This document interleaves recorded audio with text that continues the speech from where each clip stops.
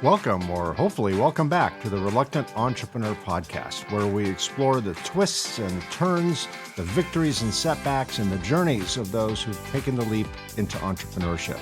Sometimes reluctantly, like me, sometimes eagerly, but always with a story worth sharing.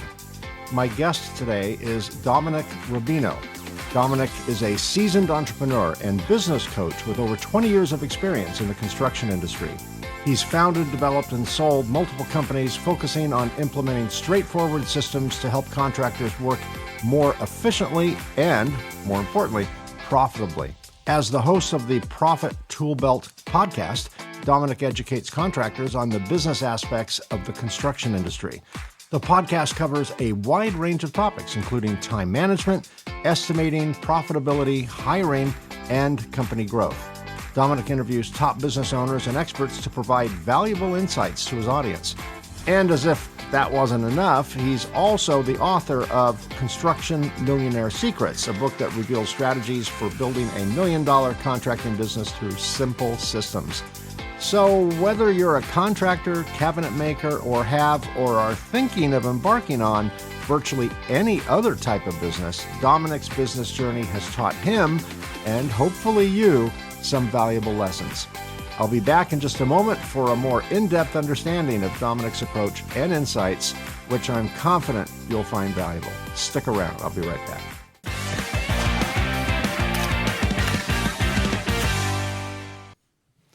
I was watching you during the intro, and when I pronounced your name, I saw you go.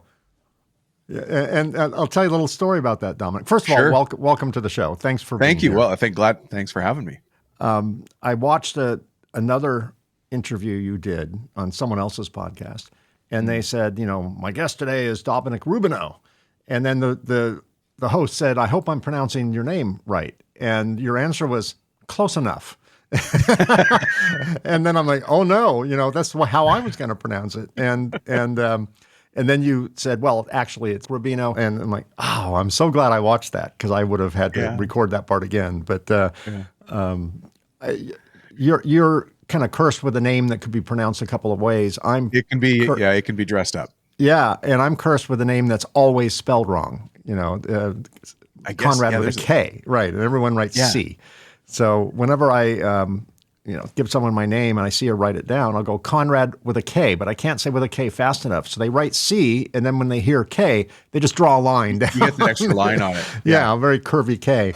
But all the grade 2 teachers from back in the 80s would be appalled that cursive writing has gone this way. But I know, right? I think there are some schools, from what I've read, there are some schools here in the U.S. that just stopped teaching cursive, and the kids can't read cursive. And they've stopped teaching it, but now some are bringing it back. Yeah, my grandkids, I have a 13-year-old granddaughter and a 10-year-old grandson, and they're in a private school, and they teach cursive there. So that's pretty cool. In fact, my granddaughter left me a note, a little Post-it note in the house, something funny, and I noticed it was in cursive. I was so impressed, because these kids grow up with texting and digital communication, which is and swiping an app format. And So I'm flicking to the next Instagram post or whatever it is. Yeah, exactly. Yeah. So it's nice to see the cursive. And if you're good at cursive, you can write a whole lot faster than printing. But I've evolved or devolved into this mix of cursive and printing and scratches. Do the same thing. And I don't know what it is anymore. I do the same thing. My cursive will never be taught. My version of cursive will never be taught. Did you ever get caught writing? Like how to write drafting quality letters? Oh, yeah. Back in the earliest days of my business, I started in 92. This is kind of before CAD systems and stuff like that. So I had a drafting table. Actually, I started in this industry in 85, so 40 years this year. And I remember spending time when I was designing my first piece of equipment, I had a drafting table. And, we had the blocks that you have to fill in little squares. And I'm just writing the way I normally write. And you have to hit the corners. You got to hit, it's got to look like it was machine written, rather than human written. Patents are the same way. If you ever have experience with patents, they require a very specific font, which is, it's text-based. It's not cursive, but it's a font that looks like it was designed in 1712 or something. It would be in an original. Well, whoever has the Shakespeare patent on that manuscript or font something. is very happy that I'll that bet. is the standard. Yeah, right? I'm sure it's public domain by now, but it's just kind of old school. Anyway, thanks for joining me on the writing show. All right, Dominic, let's get into your business. Take me back to the beginning.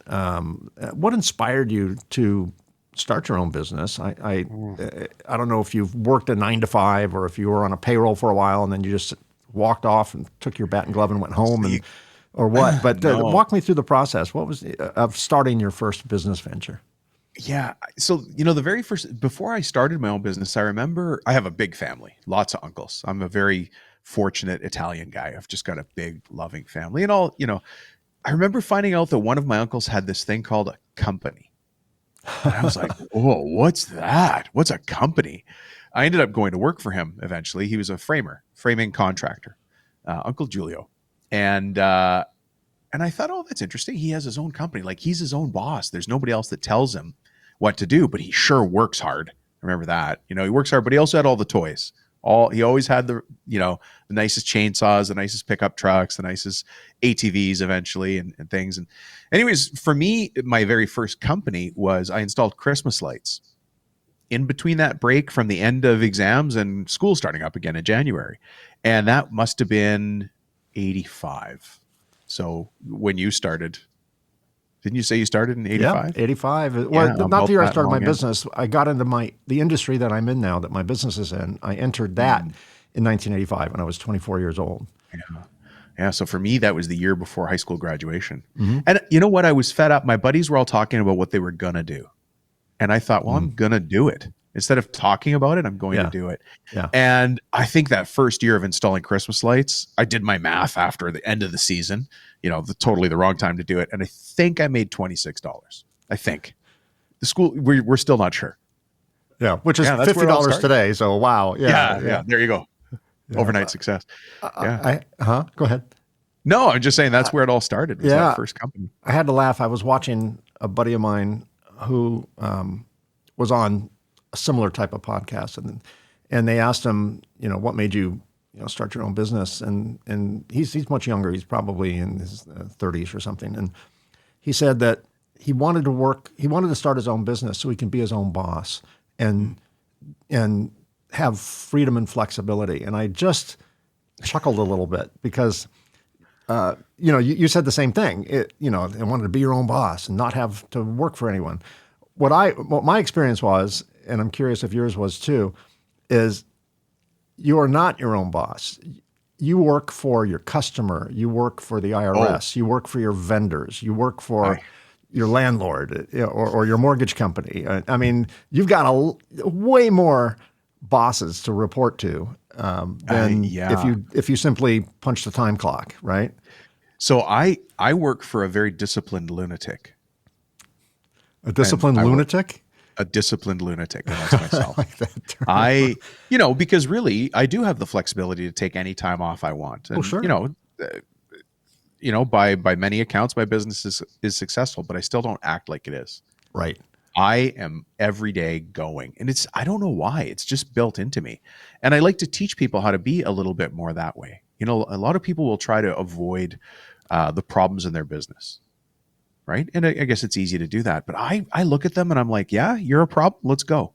And I'm going to face it, and I'm going to face it down, and I'm going to walk towards it.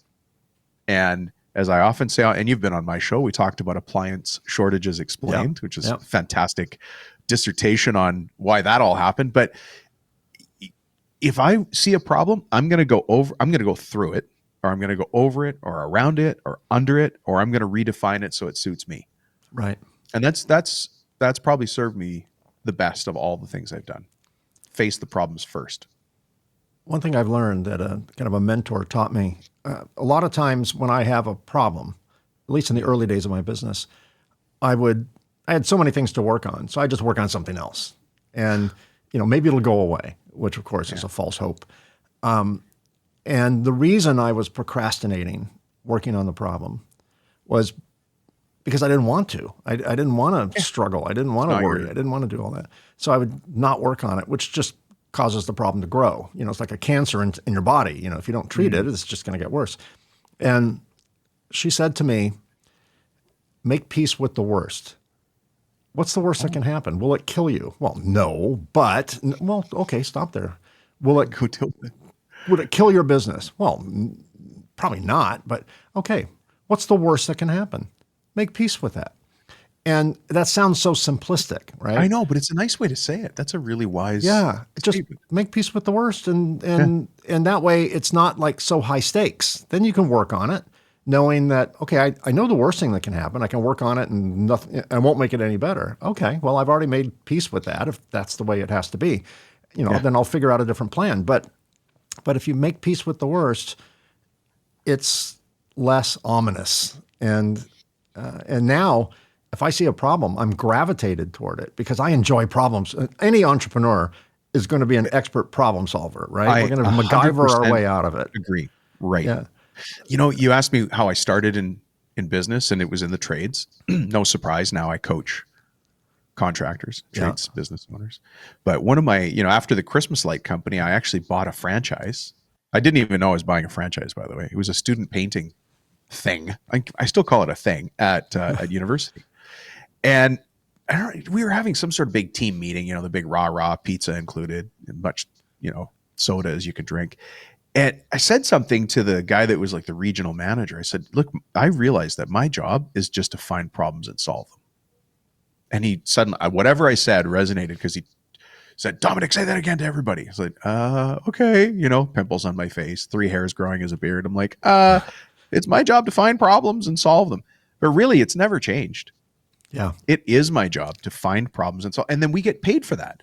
A business solves problems for other people, and we get paid to solve those problems. Yeah. Interesting you say that because once you scale your business and you start having a team work with you have employees, and you have managers, their job is to solve problems, within their scope of work. So they're solving a lot of problems for you. But all the problems that your talented team cannot solve go back to you, right? So ultimately, you're still a problem solver. They're just problems no one else in your circle can figure out. So they're giving you, they're filtering the problems, and they're taking the hardest, the most difficult, the most challenging problems and saying, here, Dominic, okay, we can't figure this out. It's up to you, boss. So you're still solving problems. You're just solving more complex problems, right? So, but that's fine. I mean, that's what we pay people for. And sometimes they solve the smaller problems way better than we would have, because we can only handle, we only have so much bandwidth. So you built you built and sold a couple of companies, as I understand it. Right. What are some of the key factors that helped you successfully scale them before you sold them? I think in all of the cases where I've had success, because I've had failures too, by the way. Good. We'll dive into that. Yeah. Oh, will we? No, I've only had successes. It's all been a golden pathway the whole time. Yeah. The Midas touch. I think if I look back and try to simplify it down into something just really tangible, is I tried to punch through my goals. So if I wanted to be $1 million company, I aimed to be a $2 million company. Right. One of my companies was a franchise. I was the global master franchisor for this really interesting business coaching company. And most franchises never get beyond 50 units. Like most franchises just never have more than 50 franchisees. And I had built our company up to over 200, but not by aiming for 200. It was by aiming for 1,000. Right. So some would say you failed on all those, but that was the goal. Right? That was the goal, was not so punching through the goal, because you're going to get there, but you can't. What I have found is that I have to act and think and walk and talk like a 1,000-unit franchisor, or I have to act and walk and talk like a 1,000 contractor business coaching organization to become that. Yeah. If I want to be the greatest business coach in the world and have the greatest business coaching team in the world, we have to be really great at a scale of 1,000 clients served. And that may not sound like a lot to some people, and that's fine, but that's where the mindset is right now. It'll change as I get closer, because then it'll be 2,000, and then it'll be 10,000. And I have to become somebody different to get there. Oh, you just brought up some nuggets here. I may throw away the rest of my questions. This is going great. Didn't I say that was my goal at the beginning of our interview? You said at the goal. I said I might not get through all the questions. And you're like, I hope you don't get through any. We just have an organic conversation. Just yeah, you and I have an easy time talking. I used to belong to a CEO peer group. Probably much like the coaching group that you did, and it was. I describe it humorously as a bunch of CEOs that get together once a month and lie to each other about how well they're doing. Right. Right. But they talk about BHAG. BHAG, big, hairy, audacious goal. And to your point that if you want to be $1 million business, aim for a $2 million business or a $500 million business. You got to have that goal that just seems out of reach to get anywhere. And I'm a big believer in that we kind of manifest our own success or our own failure. And if you set the intention to be a $2 million contractor, right. You'll probably end up being a $2 million contractor. And if you set the intention, if you're one contractor with a tool belt, 3 hammers, and a screwdriver, and you say, I want to be a $10 million contractor, you set your destiny, you kind of manifest that, and you can actually start working toward that. So be careful what your goals are. If you set your goals too low, you will probably accomplish them. And if you set your goals too high, at least relative to that period in time, you still have a good chance at accomplishing that. You can really hit whatever goal, but you said it, you've got to aim properly. If you say, I just want to get by, well, guess what? Your business is going to barely get by. Yeah, right. I just want enough money to feed my family and send my kids to school. That's all I need. That's all you get, right? Yeah, craft dinner and public school. But if you want to have, if I want to feed my family well, somebody told me the definition of success for them was to take their family to a restaurant and not worry about the price on the menu. Right. Order what you want. Yeah. We're fine. And if that's your goal, you will get that. Yeah, Cracker Barrel or some highfalutin restaurant in New York, whatever it is, but don't worry about the price. We're at the restaurant. I'm here this is what I do with my family. Have at it. Yeah. Yeah. If you want to say, look, order any Happy Meal you want, that's going to be your life, right? If you want to say, let's go to Morton's and order lobster and steak, fine. Yeah, you'll get that. Yeah. Part of the question I asked you was about scaling. So let's concentrate on scaling a little bit. I've learned in my journey that there's a difference between growth and scaling. And I used to think that the solution to every one of my problems was grow. I just need more business. And I kind of manifest that. I need more business. I got more business. Getting business was never a problem for me. Right. Getting profitable business is a whole nother story. I never said that in my manifestation thing. That one little word. Why did I forget that word? Yeah. So I thought, okay, I have a bunch of problems. I just need more business. I get more business, not profitable business, but I want another order. I just need, or I need to cover payroll next week. So I'll just sell something for under cost just to get the cash in. And I've solved that problem today, and I've created another problem tomorrow. But today's not tomorrow. Today is today. I need to cover payroll today. So, I'm just going to bring in cash. And I was good at that, just not profitable. And then I kind of realized the difference between growth and scaling. Growth, rapid growth in particular, I've discovered is a luxury most small businesses can't afford. Because in order to grow profitably, you have to scale. So everything has to grow, not just more cash, not just more orders, not just more customers, but more infrastructure, more real estate if you're a factory, more employees if you have a lot of labor. And if I wanted to double my business from the early days, if my goal was I'm going to double my business next year, I didn't have enough cash to double my business because I had to buy infrastructure and employees and tools and inventory in excess of what I wanted to grow, right? Because you have to have this buffer. And that is a seduction that drives many businesses into bankruptcy. They just run out of cash. They run out of cash. And I think, and because we deal with this all the time as coaches, is when a company wants to grow, they have to simplify operations. Chaos is the enemy. Chaos is absolutely the enemy. In contracting, we talk about profit leaks. There's 8 different leaks. And an easy way to visualize profit leaks is, do you have any cats, Mike? We used to. When my daughter's 41 now, but when she was a teenager, her boyfriends would always get her cats, because she loved cats.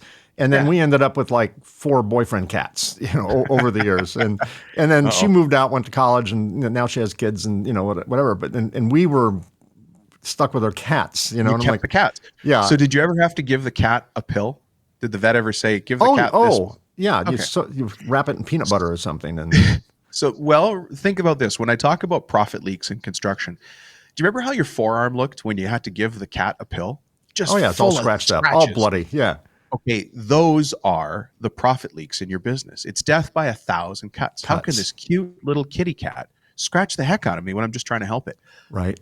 Those are the profit leaks in your business. You're oozing, and I know that's a visual, but I chose that on purpose. You're oozing profits, and it's money you should be keeping. And the math is simple. I can prove this with people. Everybody listening right now, choose your headache. I'm going to give you a series of options. You choose your headache. Your headaches can be time, so time management. Your headaches can be people. Your headache can be money.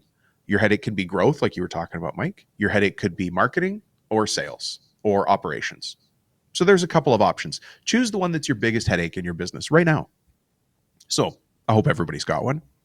So think now, if you could change one thing in that headache, would that help you make another $100 a day in your business? Right? I can think of one right now for sure. If we solve that problem, we can make another $100 a day in my business. Well, $100 a day times being open 250 days a year, that's a $25,000 problem I could solve today. Yeah. If someone offered you 25 grand free and clear, you'd take it in a heartbeat. You'd take it all day long. Yeah. And it's only half the question, because now that you've thought about how you can make another $100, what about saving $100? Yeah. Which is also a profit leak. So now you're going to save 25 grand. That's an extra 50 grand in your pocket. And so when we start to look at these problems as opportunities, man, it just changes things. Yeah. You bring up a really good point. There's 2 ways to improve profitability. One is to bring in more profitable business.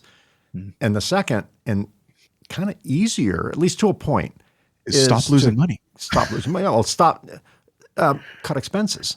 Yeah. Wisely. When we were growing and we were just hand to mouth and we didn't know how we were going to cover payroll. I mean, we almost, talk about cats. We had, 99 lives. We should have gone out of business, many, many times. We were on the edge. At one point, when most new entrepreneurs are not business people, we're idea people, right? Like me, I'm like an arsonist, but instead of starting fires, I start projects. And the problem is I'm not as interested in finishing them. I'm the idea guy. I'm the concept guy. I designed all the equipment that we sell, and I love doing that. That's my zone. I'm not interested in the details and, standard operating procedures and all that stuff. Other people can do that.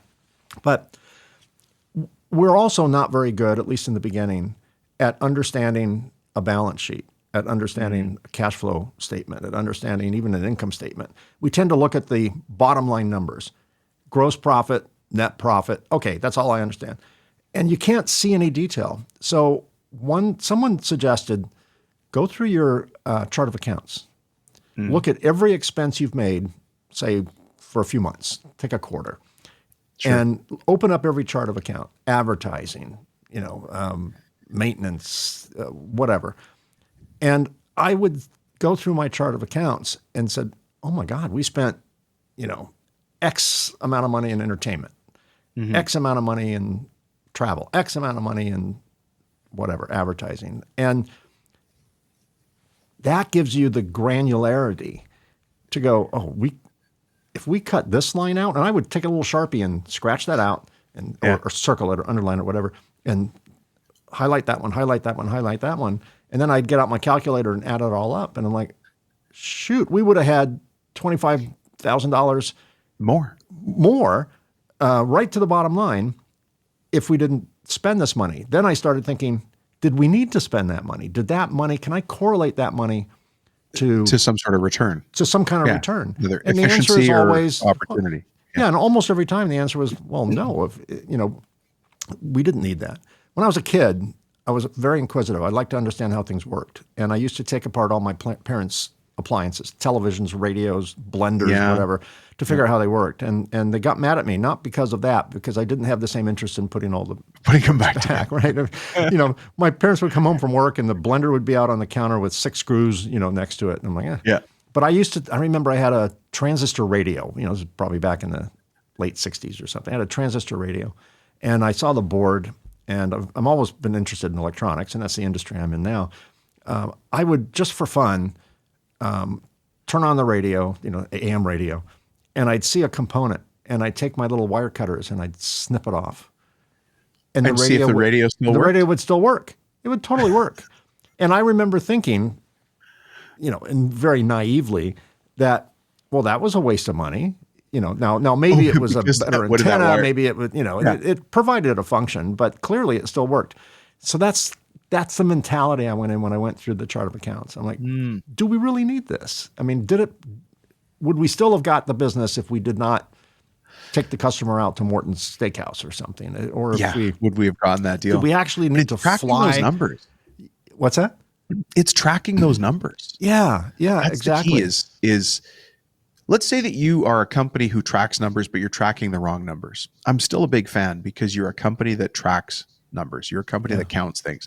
I can work with that because I can show you which numbers, and you can probably figure it out as well. We should be tracking something else. Because if you're not getting the results from the numbers, you're tracking the wrong numbers. We're actually going through an internal exercise right now. We've got this master metrics dashboard. It's beautiful. And I looked at it the other day and I'm like, there's too much data here.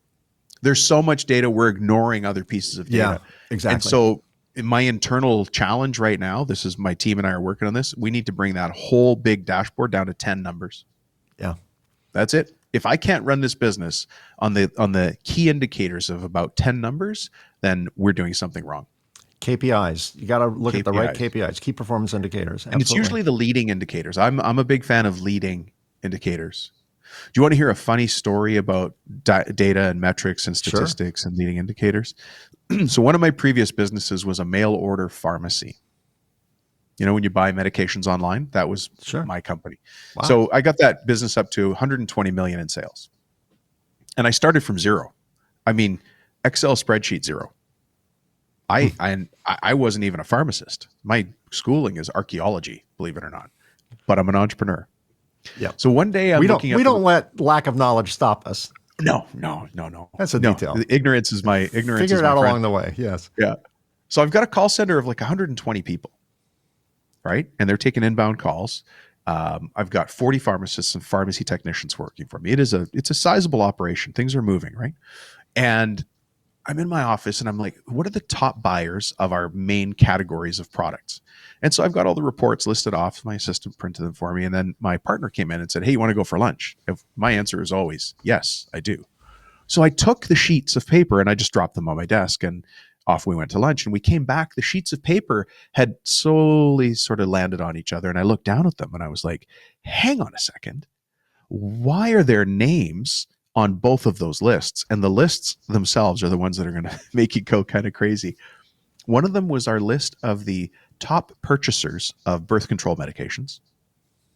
And the list that landed on top of it was the list of people who bought pet medications. Opportunity in the data. And so we went back into the system and we started scripting. Now the scripting gets a little delicate one way and the other way it's super easy. If somebody bought birth control medications, the scripting was really easy because, the person's on the phone, our medical office assistants, they're trained, right? So they're saying, oh, no, taking your order. And then they would just simply say, oh, I'm sorry, I couldn't hear you. Was that your dog barking? Didn't matter if there was a dog barking or not. The person would then say, oh, I'm sorry, it's my cat. Or, yes, it was my dog. I didn't think you could hear that.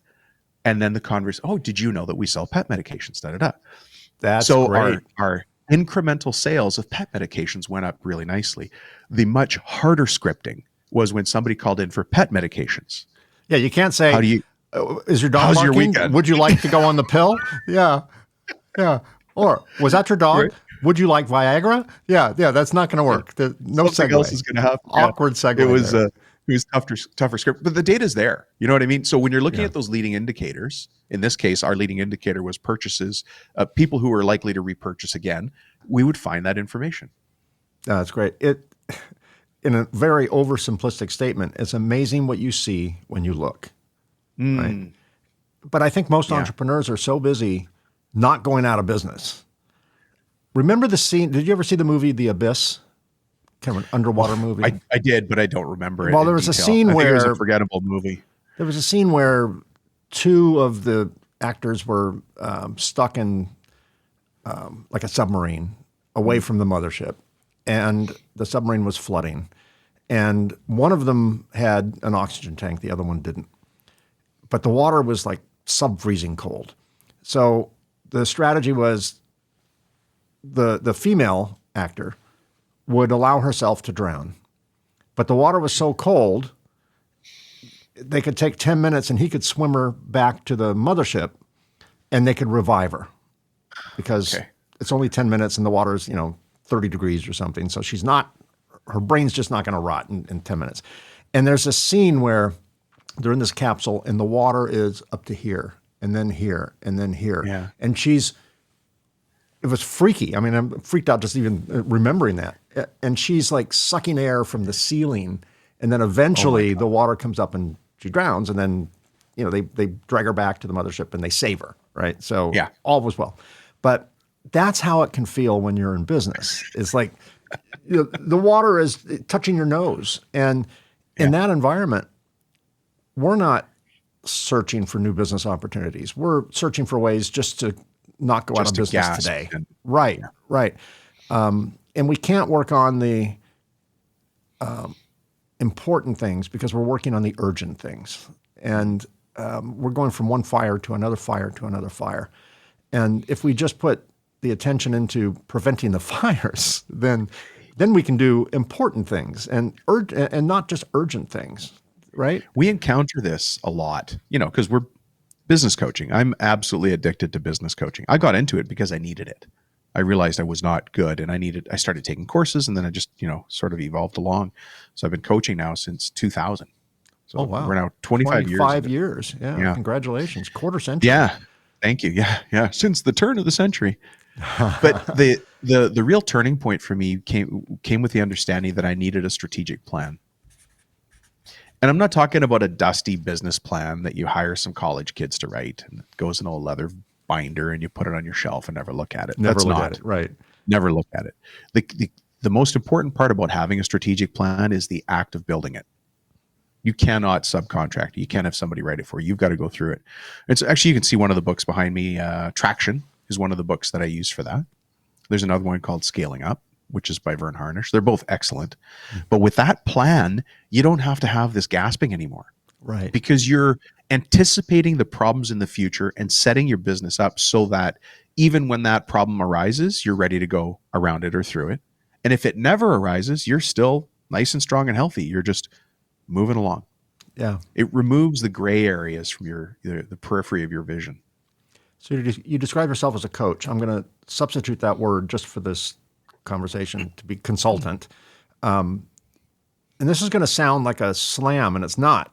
What's the definition of a consultant? I don't know until you say it. Someone you hire to tell you what time it is.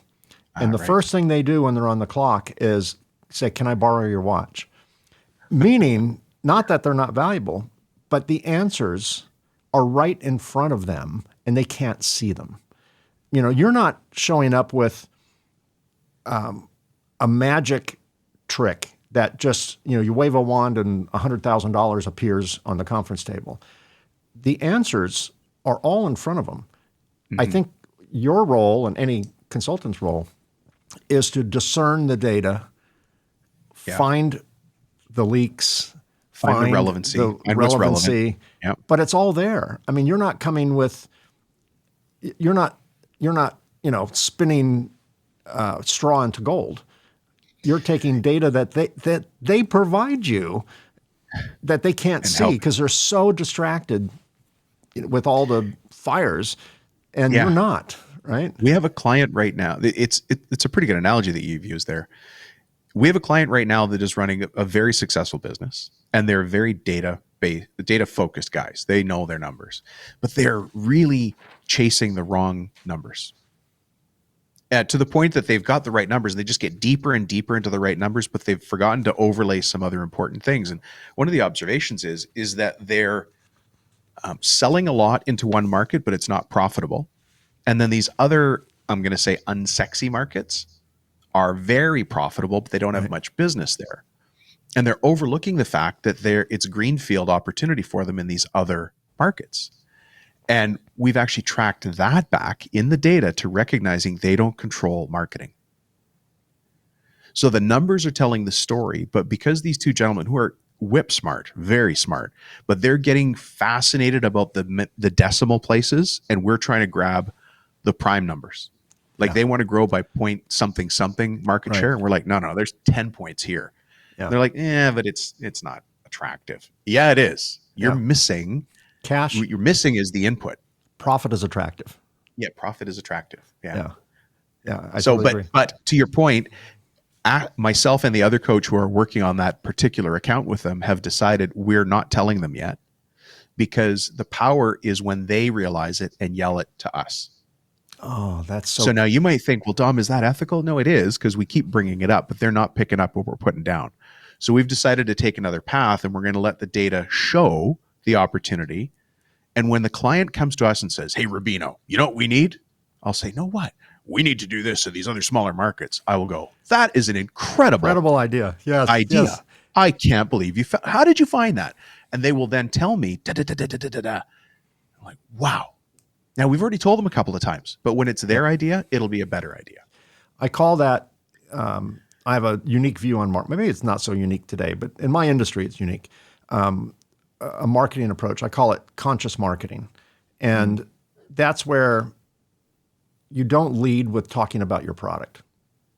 You lead with connecting with a consumer on an emotional level. So we never talk about our product until it's time to sell the product. We lead with talking about the pain points in our industry. And someone goes, yeah, man, you're describing what we're going through. And then we talk about best practice solutions, not our product, for that. And then they go, yeah, you're right. Okay, I see the connection. And that connection I call guided discovery. We provide them data slowly. They come to the conclusion of what the proper solution would be, which we hope is us, but maybe not. Mostly it is. And when the light bulb goes on at the customer, at your customer, my customer, when they determine that's the solution, they will fall on their sword. They will go to their boss and beg for the funding to implement this. And, we don't have access to their boss. We have access, in our case, to engineers. And, that's a much tougher sale if you don't have the decision maker. Absolutely. Well, it is, but we have to educate the engineer to go to management and get the funding, get the budget approved. Our stuff sells for $100,000 a pop. So, it's not like pocket change. It's not petty. They're not opening the petty cash till and, handing us $10. They're, it's $100,000. So, we need to educate them so they can educate the bean counters and convince them that there's an ROI on that. And we do that through this conscious marketing guided discovery thing, which is exactly what you're saying. And I can't tell you how many times I've been shown something. I have this analogy, totally a metaphor. I call it the business gods. And I don't mean that spiritually. It's the business gods kind of looking out after me. And sometimes the business gods will show me something and I'm not listening. And the business gods are very patient. They'll say, okay, Mike, not ready? No problem. Carry on. And when you fall, we'll be here. And then somehow a light bulb will go on and I'm like, oh my God, I see what I'm doing wrong. I need to do this. And then if I think about it, I realize, wait a minute, I've been shown this before, but I wasn't ready. So when you said, you question whether it's ethical to kind of hold back that advice, 100%, because we are only ready to learn when we are ready to learn. And sometimes we need to fall on our face to be able to be open to ideas that make no sense in their world. In their world, yeah. They just have to get to that point. They haven't made the leap in the data yet because they're so ingrained. And in your case, it's you're talking to very technical people, the engineers. You got to help them make that leap into an ROI discussion, which maybe for engineers is not a normal discussion. Oh, right. They're about function and functionality and specifications. And they have to stop the RMAs, the return material. They got to stop the returns from coming back, and they got to shore up their company reputation. They don't care about the money. They care about we're shipping product that's failing. And, if it fails in a F-18, that's bad, right? That is bad. There's high stakes. Every entrepreneur, Dominic, faces challenges. It's a challenging world. 80%, according to the U.S. Bureau of Labor Statistics, 80% of all new businesses ultimately fail. 80% by year 15 are gone. Yeah. Only 20% survive. By year 10, it's 70%. By year 5, it's 50%. If you actually have better odds playing roulette or blackjack in Vegas, the odds of winning at blackjack, statistically, are about 47%. Oh, so it's, the dealer's going to bust or not, but the odds are about 47% statistically. So the odds of winning in business are 20%. But what causes 80% of businesses to fail? I think 80% of businesses fail for very similar reasons, and those reasons, as you know, as a business coach, are so easily avoidable, but sometimes they don't make sense. Sometimes it appears counterintuitive. Sometimes they're scary, things like that. So when it comes to challenges, what was one of your, limited to 600 or 700 challenges, what was one of your toughest moments in your entrepreneurial journey, and how did you overcome it? Truly, my toughest moments were people challenges. And for me, partner challenges, business partner challenges were the toughest ones. And, I'm not at liberty to go into one of them, but it was a horrendous situation, interpersonal challenge, but also financial challenge. And it was just so hard to come to grips with. I thought we were all operating in our mutual best interests. I think I'm dancing around this one nicely enough for people to understand where I'm going with it. I hear you. I had the same thing. Yeah. I read that in your book summary, and it's disheartening, and I felt like a dummy. But then I realized if somebody really wanted to put one over on me that intentionally, there's no way I was ever going to see it. Right. If they set out from the very beginning to be deceitful, how are you going to know? And you're trusting. You had no reason to suspect that deceit, at least no reason for a while, until it's very obvious. Yeah. So that was one of the most difficult ones. But what I had to do, and again, this is, for some people, this is going to sound like it's way out there, but I had to come back to my values. What do I stand for? And then the confidence that I know I can start and run another business. I don't need that partner or anybody else to hold me back in this world. And so I just said, you know what? Not worth it.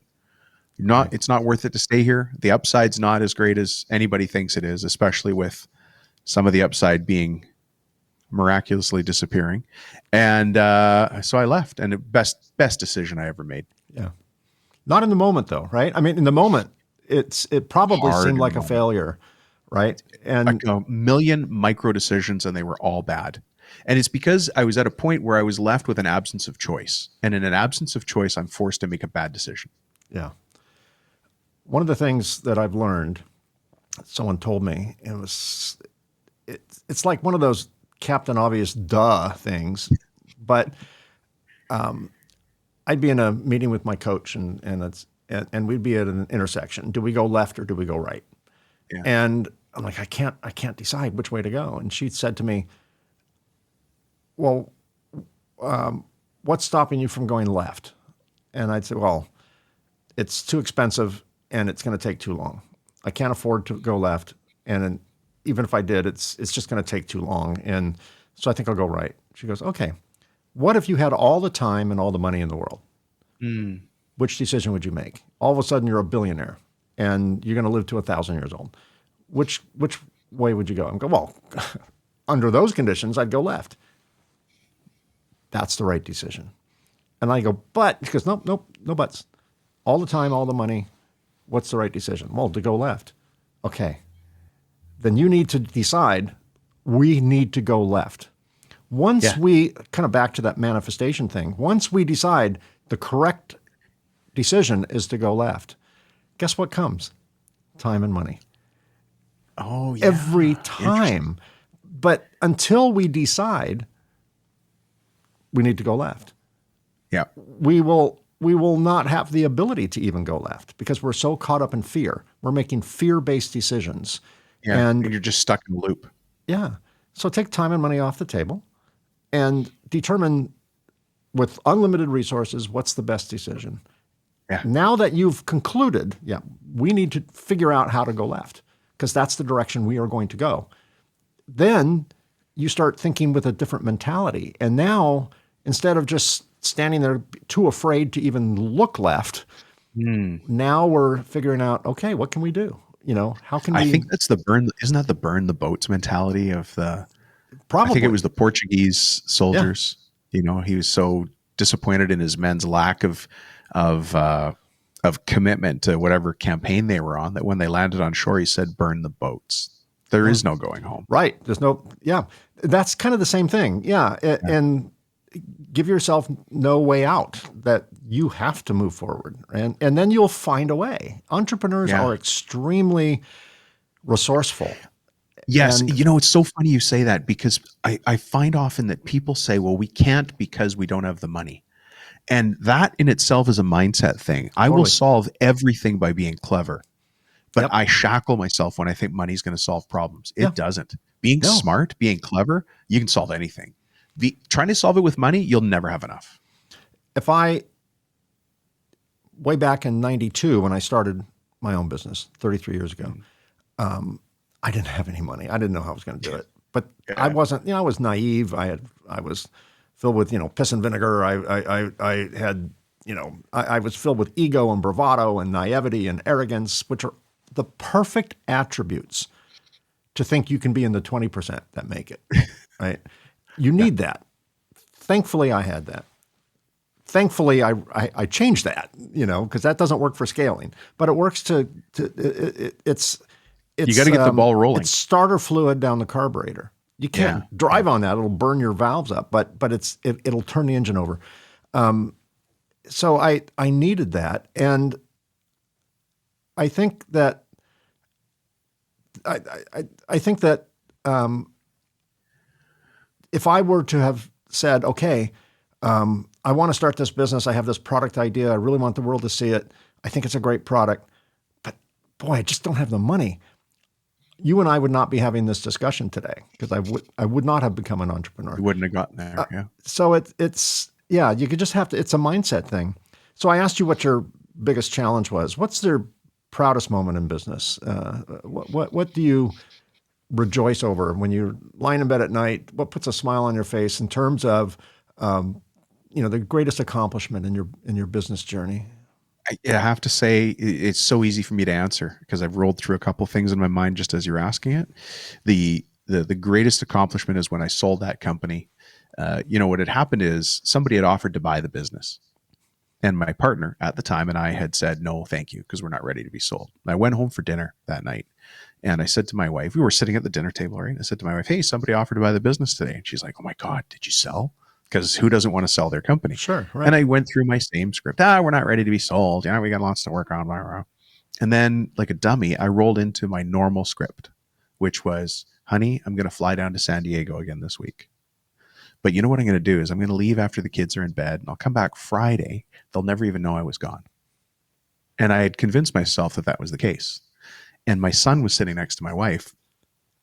And I remember just looking at him kind of out of my periphery. He didn't say anything, but he just shrunk in his own skin. And I looked at him and I thought, you're an idiot. What are you doing? This little boy, I get to be his dad. Right. That's like, and I have a daughter too. Like I get to be their dad. What am I doing? And so I walked into the office the next day, and that's what caused the chain of events for me to say I'm selling. That is my greatest accomplishment in business, is walking away from what turned out to be a horrendous deal. I think one of the things that most entrepreneurs are cursed with is we are attached to an outcome. And even if all the data and all the anecdotal evidence is pointing to, say, something toxic, we don't want to give up because our ego stops us from giving up because, it's a quote unquote failure. And one of the things I've learned is we have to be unattached to the outcome. And if we're 80% of the way through a project, we've had blood, sweat, and tears over it. Our arms are filled with cat scratches. And then at some point we have to say, okay, what's next? This isn't working. And I think the same thing that causes us to start a business against all odds causes us to become attached to the outcome and not let go. So we just start throwing, good money after bad money, and it's, we start digging a hole. And at some point, we need to be okay with change. And I think a lot of people view change as scary and maybe even a failure. I view it not as the end of something, but it's the beginning of what's next, not what used to be. What's next? And sometimes we have to close one door to open another. And what's next is more appropriate for, the scaling of the business or the timing or your knowledge, everything you've learned. You look at the world through different lenses, the more experience you get. And I think it's, to be unattached to an outcome is liberating, because then it's not a failure. Then it's just a changing gears and recalibration. And I think a lot of people, particularly entrepreneurs, are so attached to the outcome. They had a vision when they started the company, and even though times have changed and business has changed, they are still attached to that. And they're trying to sell horseshoes in an automobile age. And horseshoes were appropriate when they started the business, but then Henry Ford comes out with a car, and now no one's shoeing horses anymore in the same numbers, and we're still attached to the outcome. We want to be we want to sell 1 million horseshoes a day, and situation changed. I'm in the electronics industry, so it changed since we started talking. A while ago. Right. It moves that fast. And even construction, same thing. I could see this being confusing to some people, saying, well, hold on, you said stick to the path, and you said, you have to change. And there are nuances to all of these things. And there's a little bit of art and a little bit of science, and there's a little bit of alchemy here. But it really does come down to the basics of have a good plan and work that plan. And then also look at your data, like you've brought up. And when the data is telling you something, you can't ignore it. Right? So maybe horseshoes isn't the right thing, but maybe you're just defining your business wrong. You're actually in the transportation business. Right. Horseshoes were just how you used to be in the business. Right. So now how can you take your metal manufacturing expertise and reinvent yourself so that you're relevant in the transportation business? Right. I would consider that a success. Today they call it a pivot. Yeah. A pivot, right? But a great way to reinvent yourself. Exactly. You already understand transportation.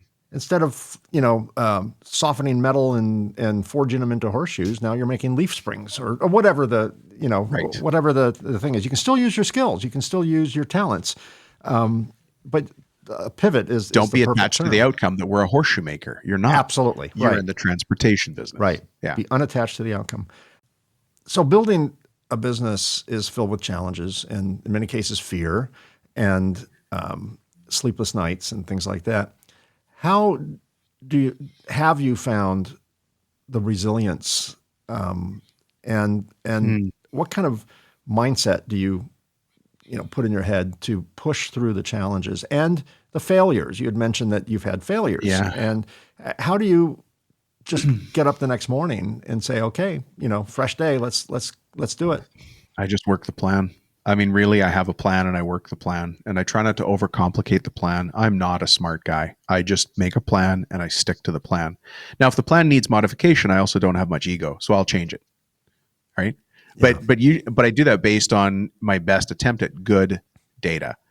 And I think the other thing that I try to do is not fool myself. Like if I think I have a leads problem, let's say I don't have enough good contacts to call to make the next sale or do the next deal. I don't have a leads problem. I actually have a marketing problem. Like, what's the root cause of the leads problem? So if I'm not profitable now because we're doing bad deals because we got the wrong clients. Well, do I have the wrong clients because I've been marketing to the wrong people, or I'm saying the wrong thing in my marketing copy or my approach?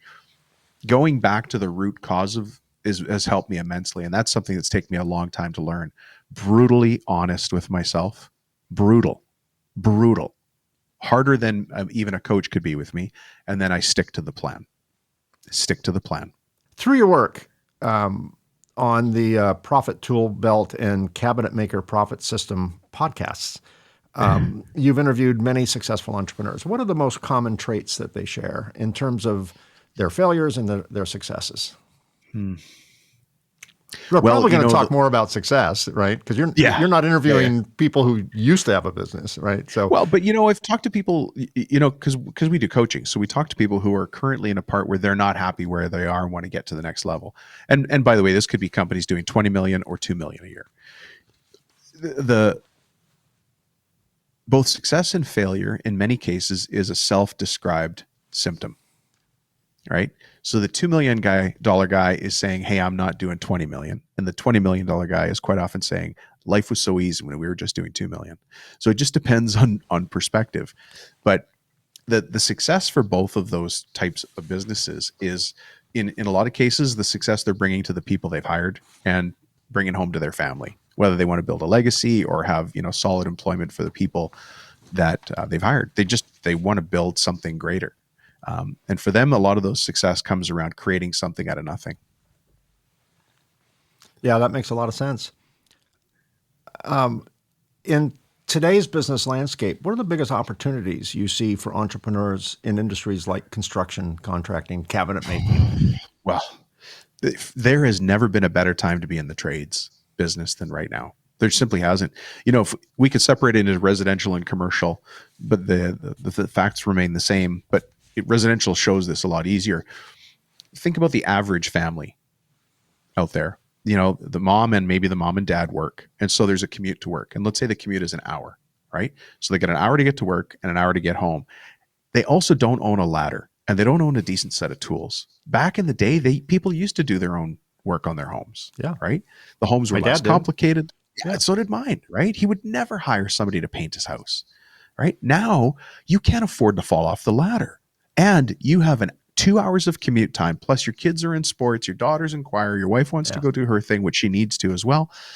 You don't have the time or the tools to do this. And so a contractor shows up, and the bar is set very low for excellence in contracting. I specialize in this industry, and I'm ashamed to say it. You just got to show up on time.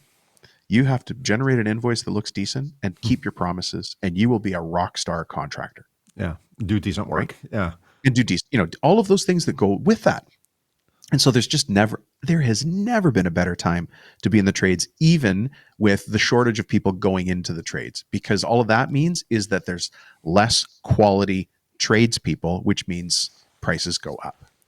Yeah, I'm a big believer. I'm a college dropout, by the way, and I'm in the tech world, right? But I'm a college dropout in an industry which is filled with engineers and PhDs and scientists and things like that. And I'm a big believer that there is, in recent times, a huge push to send your kids to a 4-year school to get a 4-year degree or more, go $200,000 or $300,000 in debt, spend the next 25 years, paying back your student loans, and which can't be discharged in any legal way. And I'm not knocking that. I mean, I don't want my doctor to, be a contractor with no medical experience. I want my doctor to go to medical school, right? So or my lawyer to go to law school. But I think that our society underestimates and undervalues the trades. Yeah, we do. I read a study about comparing the first, I think it was 15 or 20 years upon graduating with a engineering degree versus going to a trade school for a year or 18 months, becoming a journeyman plumber, and then an apprentice, becoming an apprentice plumber and then a journeyman, and then maybe starting your own plumbing business, and factoring in the student debt.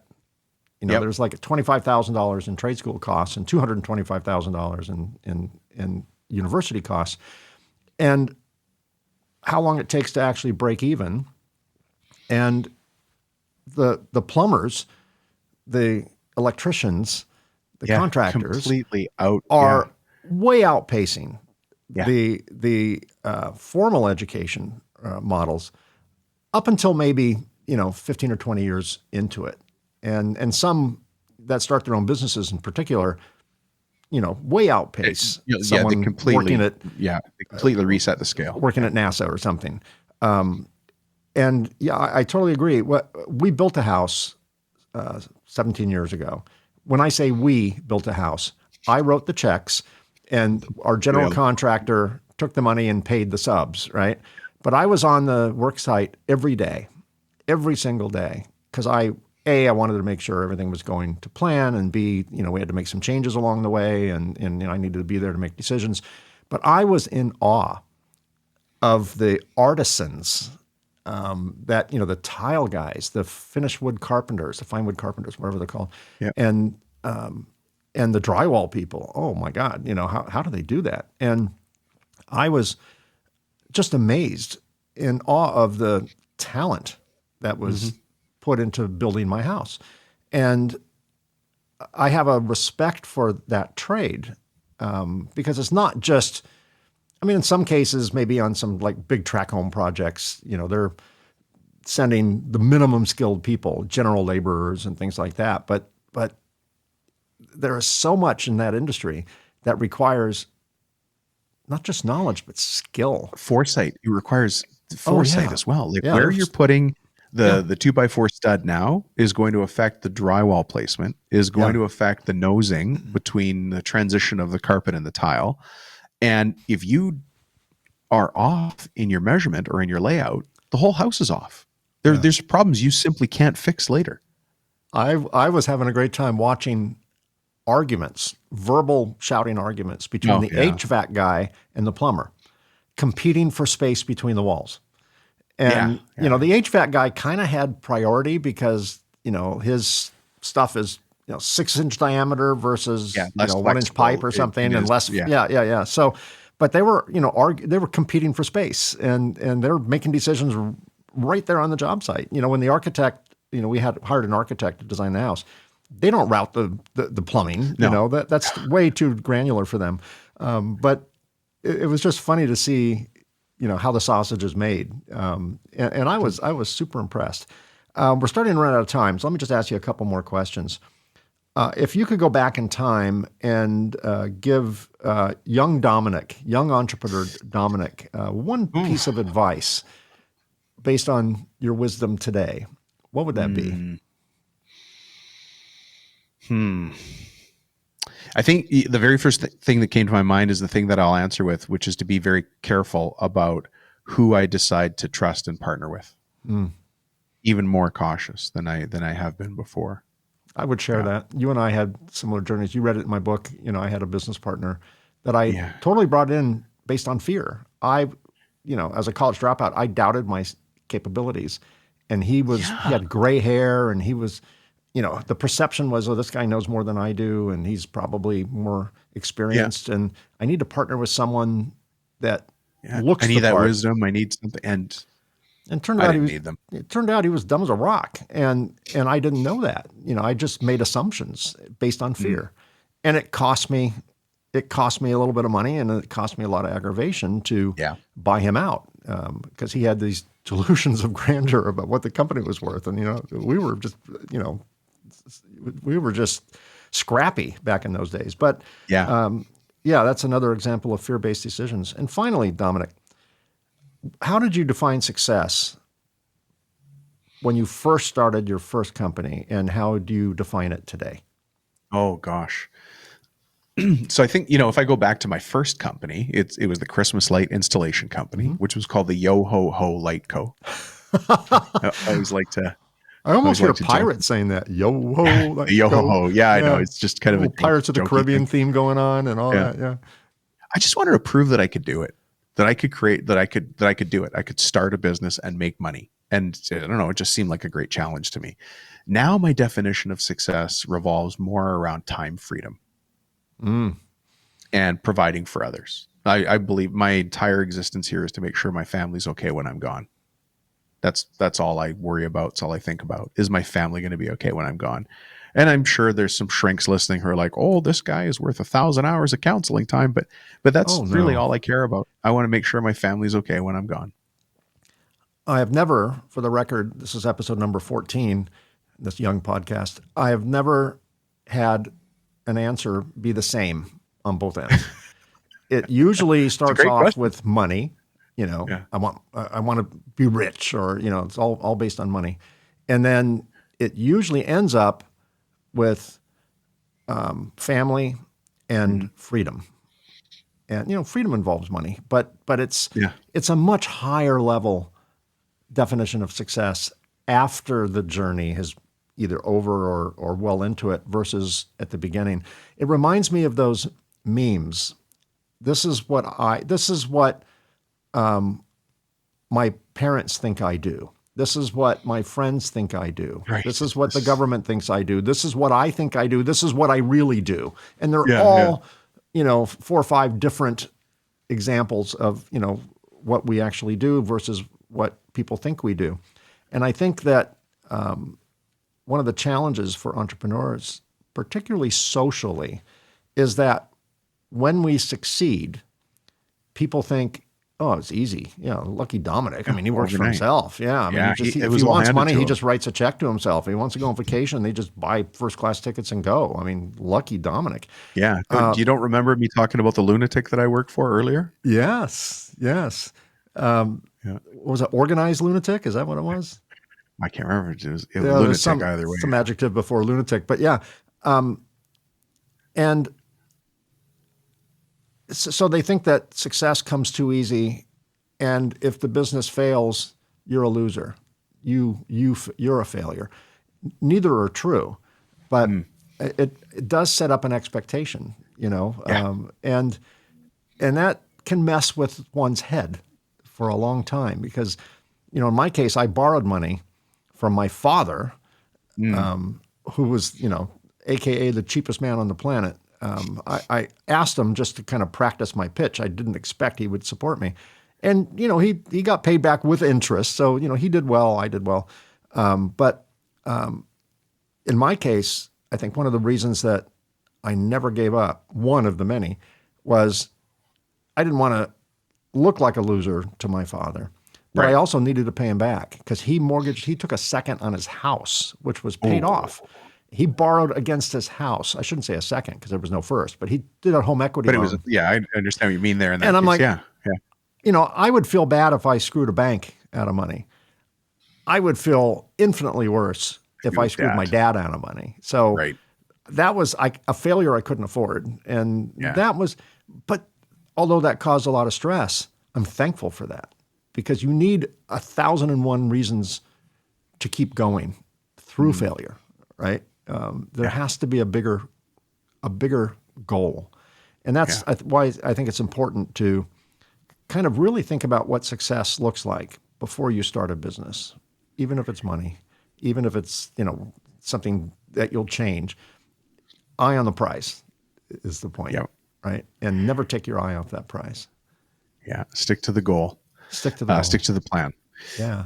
Well, Dominic Rubino, thank you for spending all this time with me. You've been very generous, both with the time. Did we use and the script? The did we stick to the script, or did we accomplish? I think I asked about 3 questions out of a 6-page set of questions. Okay. I'll take that as a win. That's a win. That's a win because I think the discussion we had was way better than the questions I had for you. So thanks for being generous with your time. Thanks for providing me and probably more importantly my audience with some sage advice. If anyone in my listening or viewing audience would like to get more information on Dominic's company, if you're watching this on YouTube, look down here, look at the show notes and hit show more, and I will send information.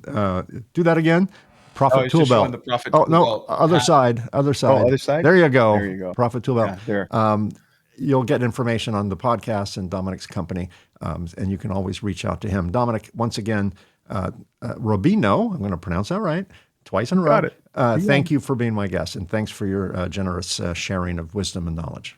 Yeah, and thank you, Mike. And by the way, if anybody wants to hear your take on the appliance shortage explained, I thought that was brilliant. We got some great feedback on that because you were a guest on my YouTube and podcast about that. Just unpeeling why we had that appliance shortage and how it comes back to the simplest of solutions, but they were real. They were real at the time. Yeah, they caused a real constrictions. Ripple effect. Yeah. Thank you. My pleasure. Good seeing you again, my friend. Thanks, Mike. Have a great day. You too. Well, that's a wrap. Thanks for joining me on this episode of the Reluctant Entrepreneur Podcast. A special thanks to Dominic Rubino for being my guest on the show. The Reluctant Entrepreneur Podcast is available on all major podcast sites and on the Reluctant Entrepreneur YouTube channel. We've been very busy recording future episodes with fascinating guests, and I'm excited to share those with you. So don't miss out. Subscribe to the podcast to be notified when new episodes are released. If you're an entrepreneur, or if you know of an entrepreneur who would like to be a guest on my show, please let me know. Visit mikekonrad.com/podcasts and apply to be a guest. Just remember that's Konrad spelled with a K. Also, if you'd like to reach out to me, I'd love to hear from you. My email address is mike@mikekonrad.com. Once again, Konrad with a K. If you're interested in my book, The Reluctant Entrepreneur, Anatomy of a Business Startup, From Uncertainty to Unstoppable, it's available as a paperback and a Kindle version, both available on Amazon, and an audiobook available on Audible and Amazon. That's it for the shameless plug. Thanks again for listening or watching. Until I see you again, be unstoppable.